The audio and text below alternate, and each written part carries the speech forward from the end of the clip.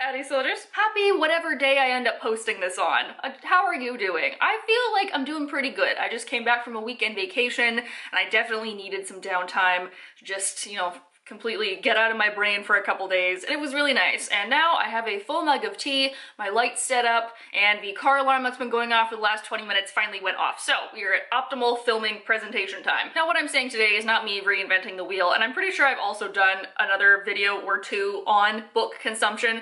I'm pretty sure it's in that corner. It might be in this corner. I still don't know what corner of thing that tags appear in. Every couple of months this comes up again on the internet, and so I'm like, all right, you know what, I've been thinking about it a lot lately, let's just say it. Over-consumerism in the book community is highly rampant, as you can see behind me, because I've been seeing it a lot recently, and I've kind of had my own thoughts on how I'm reading and how I am consuming books and book content, and then also the fact that the other day I went through and did a little unhaul of my shelves and my TBR, because, you know, I can't spring clean my brain, so I can spring clean my apartment. So today I want to talk a little bit about book consumption, book consumerism, how you can be less consumptive with your bookish and reading habits, and then also at the end do a little unhaul for y'all. And this goes for both older book bloggers like myself, I'm 26 with one foot in the grave, or the new generation of younger book bloggers who maybe you don't have a job or you don't have excess income. So number one thing that a lot of people think that they need to be a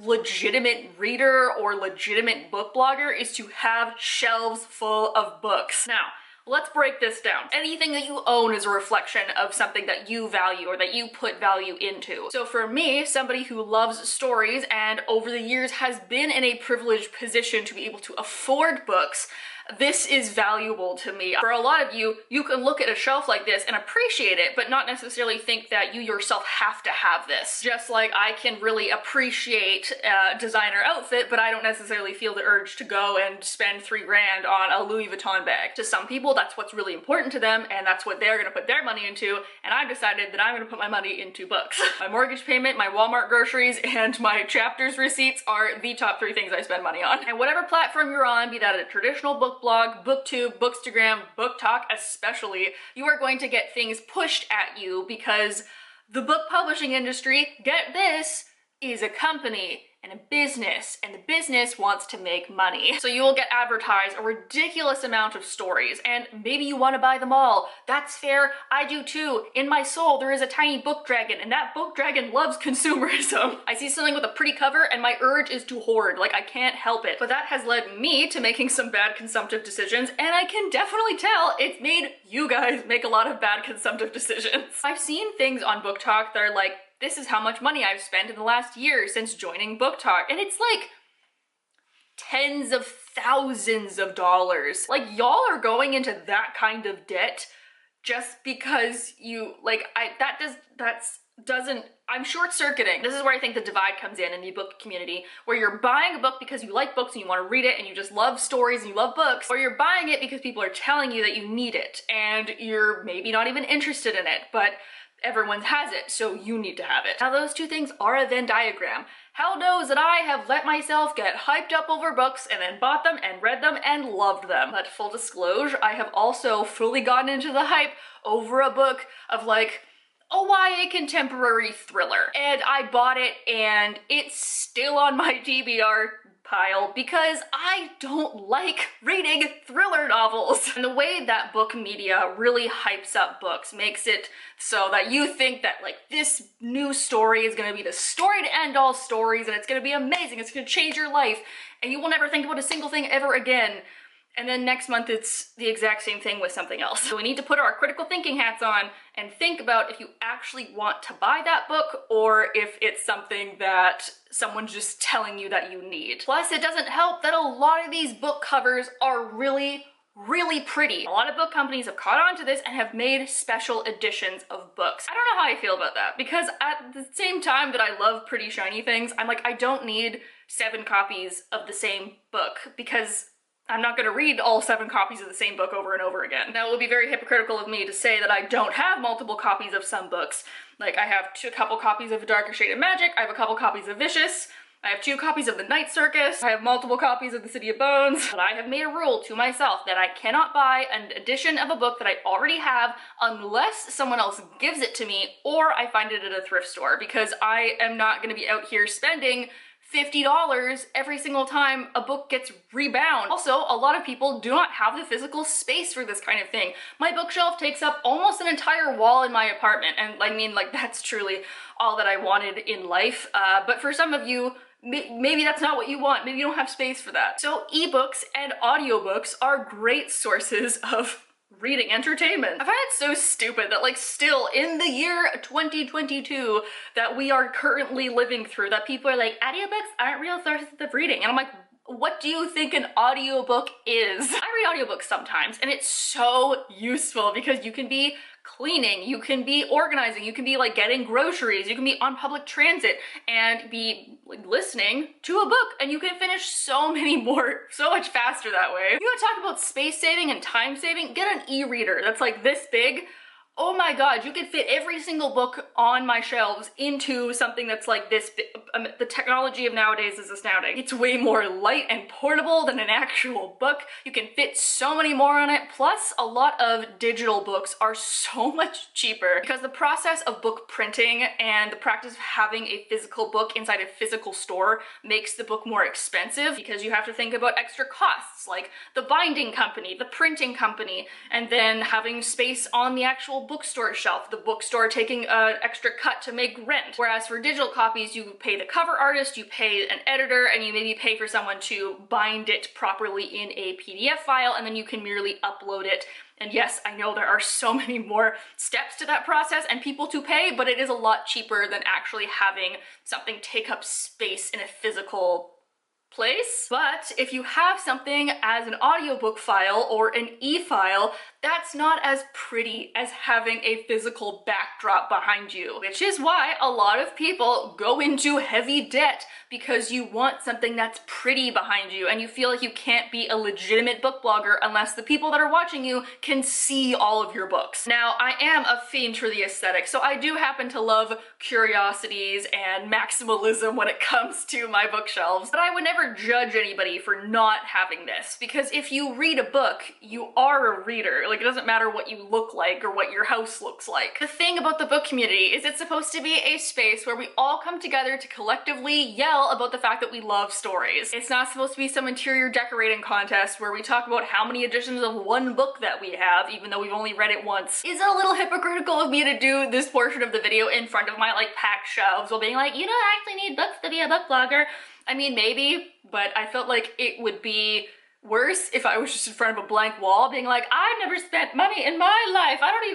I've never seen a physical book. What do books look like? So now we're going to go into a couple of ways that you can be less consumptive with your book buying practices. First of all, I've already mentioned, which is ebooks, because they happen to be a lot cheaper, especially if you go like Kindle deals of the day. You can get things for 99 cents, $2.99, $3.99, or if you have Kindle Unlimited, $0 with a monthly subscription. I think it's like $4. One of my favorite things to do is to thrift books. So there are a couple of websites online like Thrift Books or Book Outlet that you can go to get super cheap copies of physical things. Or if you live in an area that has good thrift stores or charity shops, you can go and get great things. I personally have a couple of value villages in my area that have amazing book selection. The third way to get physical books for cheap is to go to the library. Now is the time to go support your local library because they need it. So go and request a book, and if they don't have it, then they can buy it and bring it in, and that will lead to further sales for that author. Getting a library card is so easy, it's free, plus a lot of libraries have things like book events or signings or other like activities that can maybe help you meet other book people. And then my last two things are about how to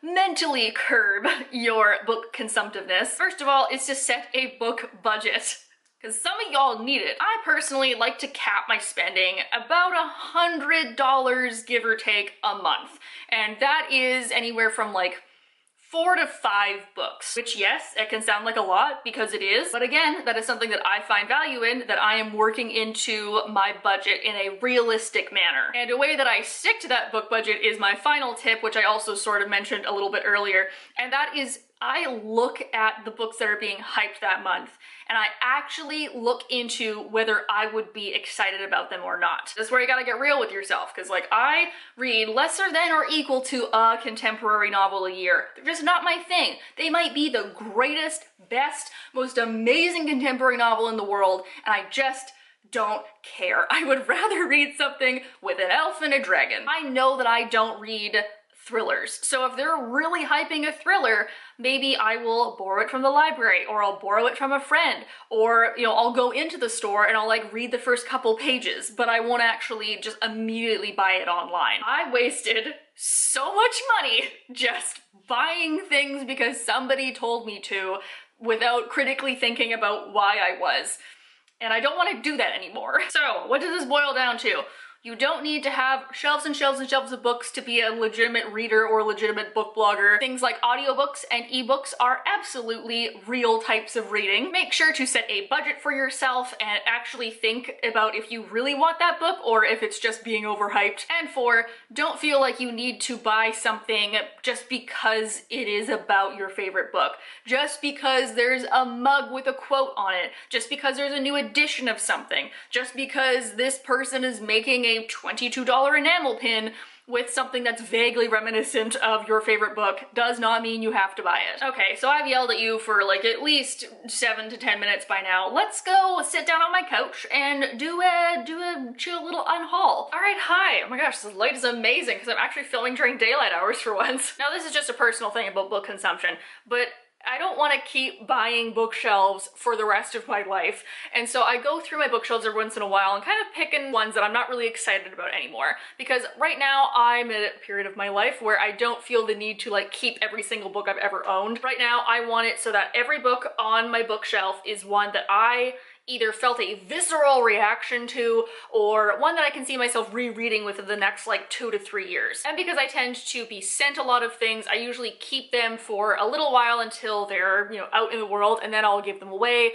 donate them, give them to friends. And because I don't always read the books that I buy the second I buy them, which is a habit that I'm trying to kick, sometimes I'll have books sit on my TBR pile for a little while and then I realize I'm not actually that excited to read them, which is a bad money-wasting habit. I'm trying not to do it anymore, but alas, it still happens. So I have 2 big stacks of stuff that I need to get rid of. And none of you try and convince me otherwise. I don't want to keep any of these. Okay, so first up on the chopping block is Gilded by Marissa Meyer. This is a slightly more fairy-filled folktale retelling of Rumpelstiltskin, and while I did like aspects of it, it definitely didn't grab me as much as I wanted it to. What does Rumpelstiltskin ask for? He asks for her firstborn child. So this had a pregnancy trope in it, and I felt weird, and I will never not feel weird about this, so it's gotta go. Second up is a good example of something that like I didn't dislike, but I don't ever see myself reading it again, and that is Mexican Gothic by Sylvia Moreno Garcia. I love her writing, but I don't really like horror thrillers, which this was, so like it was very out of character for me to read this, but it's in great condition, so I hope somebody else really likes it. Then I have Girl, Serpent, Thorn by Melissa Bashardouse. This was like villain origin story with Persian folklore about a girl who can kill anything she touches, and she strikes a deal with a demon, but then the demon takes over and like stuff is bad, and then I'm pretty sure there's another demon-y love interest, and she has wings and she's a moth, and like I can't argue with that. I love moths. The only reason I was keeping this is because it has bisexual representation, but like there's a ton of other books that have bisexual representation that I like more, so we can get rid of this one. Next up is kind of funny because everyone that I know is like, why do you have that? I have a copy of The Savior's Champion by Jenna Moreci. Jenna is a YouTuber who does like writing advice and such. I don't remember why I liked this, and I think I got sucked into the parasocial relationship and bought a copy, and like I don't remember disliking it, but now I've come across more people who have read it and are like pointing out things about it, and I'm like, you know what?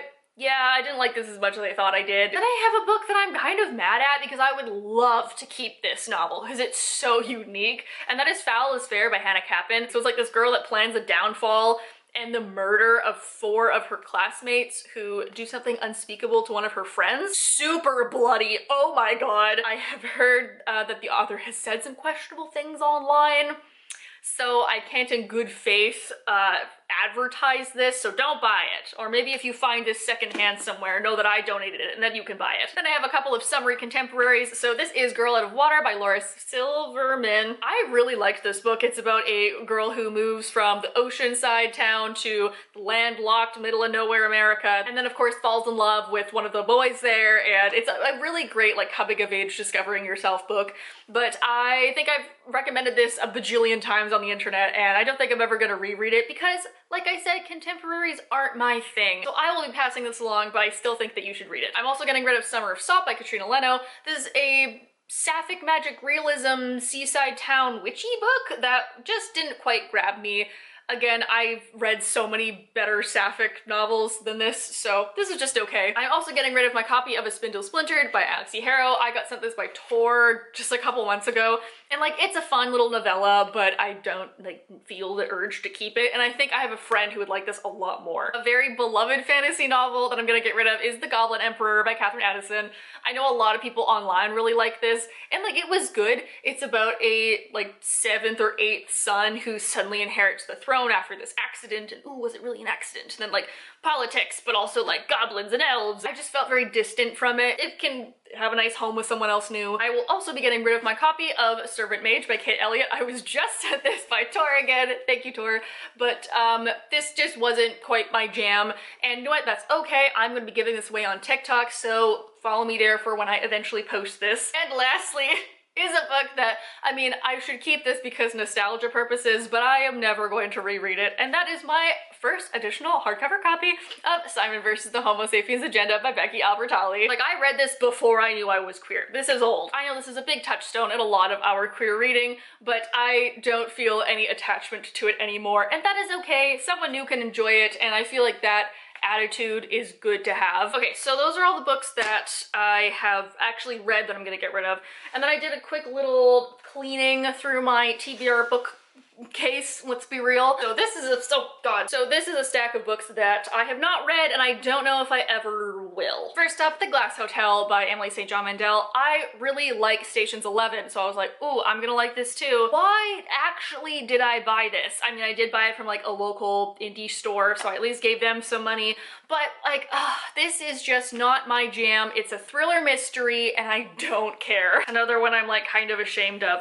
This one I might be able to be convinced to keep, and that is The Once and Future Witches by Alex E. Harrow. The 10,000 Doors of January is one of my favorite books of all time, so I immediately bought this next one when it came out. It's about the great-great-granddaughters of the Salem witch trials and like the right to vote and like feminism, which sounds good, but I'm just not like a historical / contemporary politics kind of girl. I need there to be a guarantee of magic and something for me to read it. So this is still a maybe. Let me know if I should in the comments. I'm also gonna get rid of the sequel, The Name of All Things by Jen Lyons. I really liked The Rune of Kings, but I just am staring at this, and I've been staring at it for like 3 years. Never once have had the urge to pick it up. So I think I will donate this.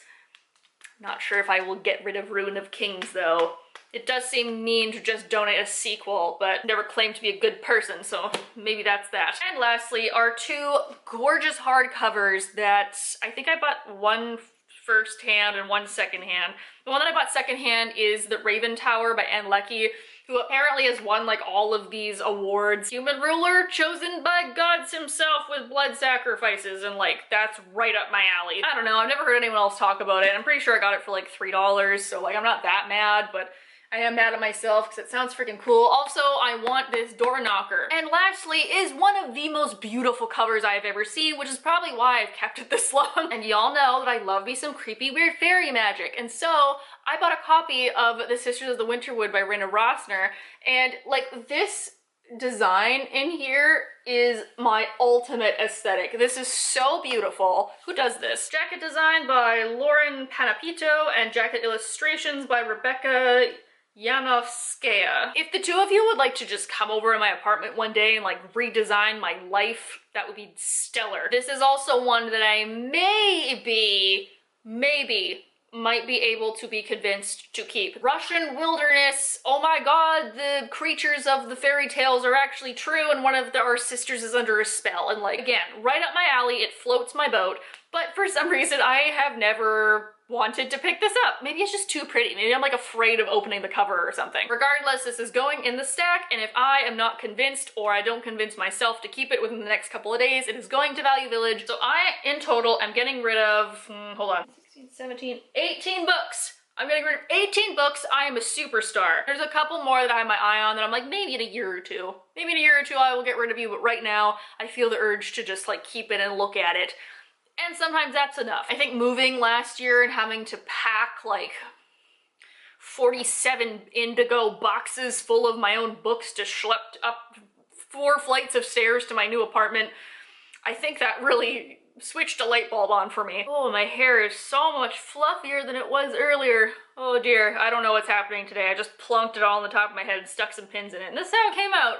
It's like overall not the worst. Please don't leave down below if I should be keeping any of these. In fact, I challenge you to go and deep clean your own bookshelf and get rid of at least one book. Just one, start slow. It's okay. I know it's a scary process, but you can do it. I have faith in you. Since we've been going through a global panorama for the last couple of years, you know, money's tight. We can't always be going and buying $20,000 worth of books. Yes, that's an actual number that I have seen on the internet. We've all been rethinking our book consumption and like our book buying habits, and I think that's good. You don't have to hoard things. You can read in whatever kind of format you want to. You can let go of the idea that you need to have physical things to make your hobby legitimate. Filming this took me a lot less long than I thought it was going to. It's still bright and sunny outside. I think I'm gonna go slap on some sunscreen and like take a walk around the park. Oh my god, who is she? I'm also gonna pack up all these books and put them away in a bag somewhere so I can't see them and second guess myself any more than I already have. You know where to click to like the video. You know where to click to subscribe. I hope you guys are all having a nice day wherever you are, and I will see you all next week. Bye!